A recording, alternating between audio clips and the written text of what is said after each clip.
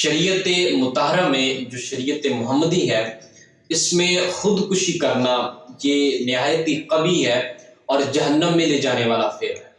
کیونکہ خودکش شخص کے بارے میں فرمایا گیا ہے کہ قیامت تک وہ جس چیز کے ذریعے اعزا لے کر فوت ہوا تھا تو قیامت تک وہ وہی چیز دوبارہ نکلتا رہے گا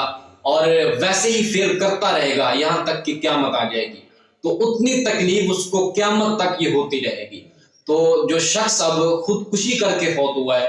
تو اس کے نماز جنازہ کا حکم یہ ہے کہ وہ باقی اشخاص کی طرح اگر شخص مسلمان ہو تو باقی اشخاص کی طرح اس کا نماز جنازہ پڑھنا بھی ہر شخص پر فرض کفایہ ہے۔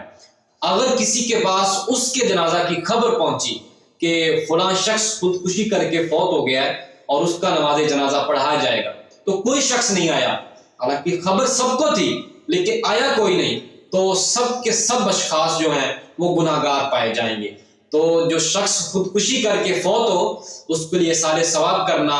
اور ایصال ثواب کی محافلیں کرنا اور نیاز مندی کرنا یہ تمام درست ہیں۔